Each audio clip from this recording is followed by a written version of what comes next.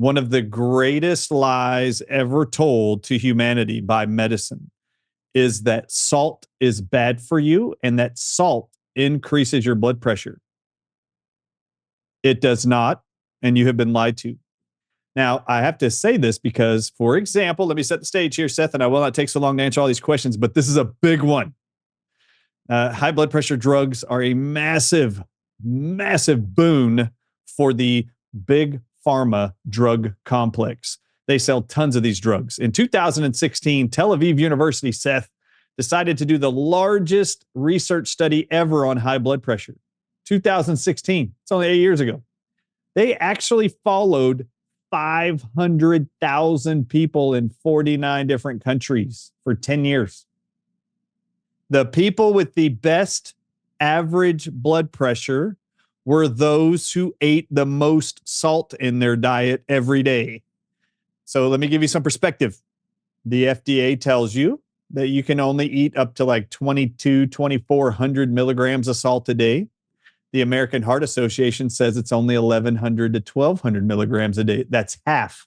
So you have the FDA saying 22 to 2,400. The American Medical Association and the American Heart Association is telling you half of that is only good.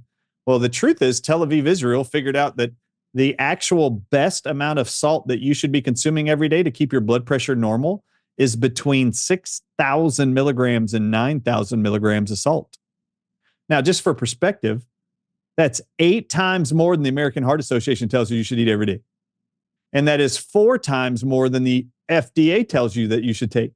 However, if you, Dottie, had a heart attack today or had stroke level high blood pressure and you called an ambulance, do you know what the first thing there is they're going to inject inside of you when you get in the ambulance and they take you to the hospital?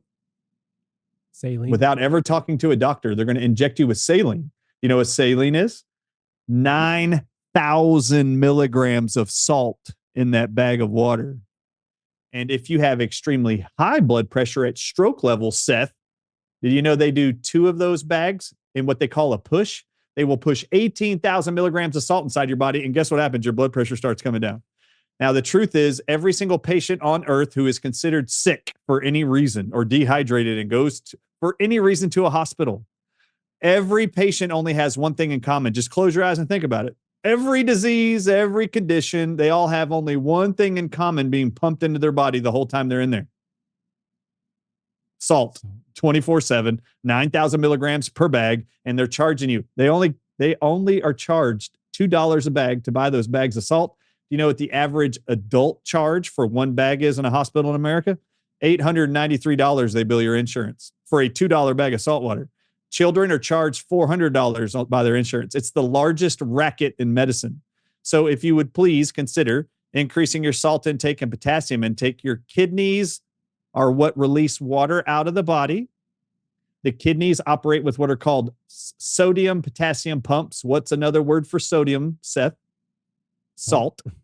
All right, so you have salt potassium pumps that are required in your kidneys to pump out water. And Seth, what happens is when we start depriving ourselves of salt because the world tells us to eat less salt and our doctors all tell us to eat less salt, need a low sodium diet, our kidneys don't get the salt they need, and we will start retaining water. And as we retain water, there's now increased pressure on our blood vessels. And guess what the majority of Americans are put on? Diuretics like Lasix to make you pee. Do you know what Lasix is? It's patented salt. Hydrochlorothiazide. It's patented salt. HCTZ. This is your diuretics. So they want you to swallow their prescription salt in a tablet form. They don't want you eating it in your food. It's one of the greatest lies in medicine. So you've heard the news. Food factories burned to the ground. Millions of chickens gassed in the name of bird flu. Bill Gates and the CCP buying up farmland like there's no tomorrow. The government's literally paying farmers to slaughter livestock and shut down farms. And bugs are on the menu, whether you like it or not. Just think about where this is all headed. Henry Kissinger once said, "Who controls the food supply controls the people."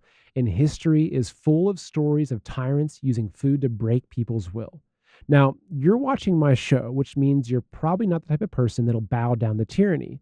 But how long can you hold out when your kids are hungry or when you're forced to take a jab to eat? Look, I understand you have your own situation and you can only do what you can. But imagine how good you'll feel knowing you've got a couple months of food stashed away for when it all hits the fan.